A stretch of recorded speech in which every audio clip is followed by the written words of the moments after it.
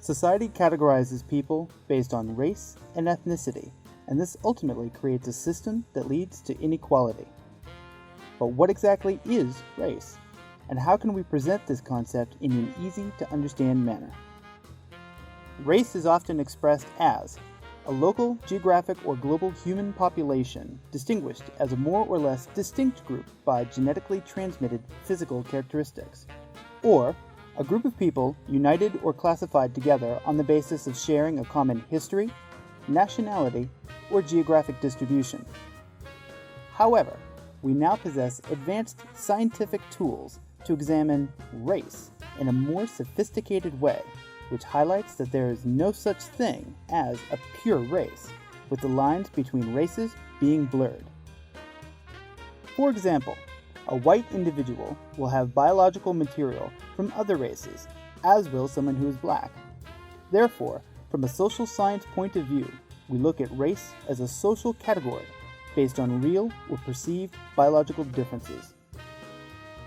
This is categorically different from ethnicity, which is a term applied to a group with a common religion, language, nationality, history, or other cultural factor.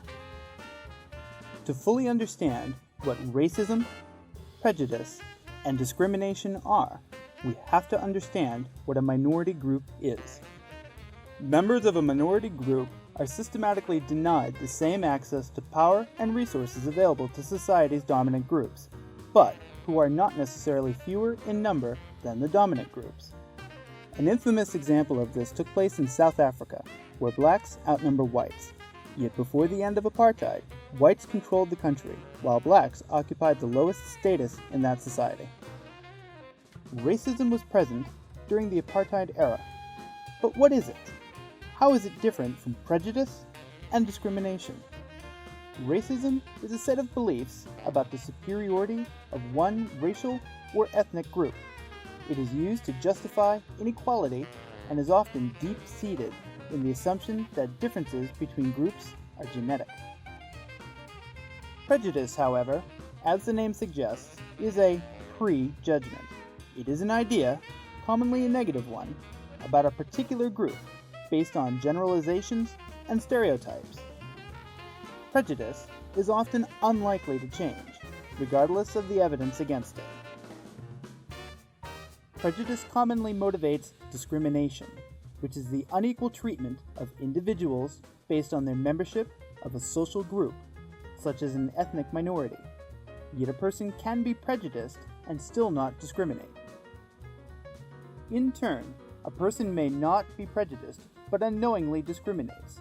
For example, a child using racist terms in a playground simply because they heard their parents use them, without they themselves having racist views. We can actually break down discrimination further, as it takes on different forms. Individual discrimination is carried out when a person treats others unfairly due to their ethnicity or race. For example, a senior executive may discriminate against an intern by giving them a lower score than they deserve on their assessments, simply on the basis of their ethnicity. Countering this, we have institutional discrimination, where discrimination is carried out systematically by institutions such as governments, schools, and businesses. They practice policies that discriminate and affect whole groups of individuals. An example of this was the separation of white and black people on public transport in certain areas of the United States during the 20th century. Another example would be the infamous and shameful North Carolina sterilization program, where thousands were forcibly sterilized, in particular women and members of minority groups. Understanding these definitions and examples is important and can be further enhanced by asking yourself the following. How do you identify yourself in terms of ethnicity?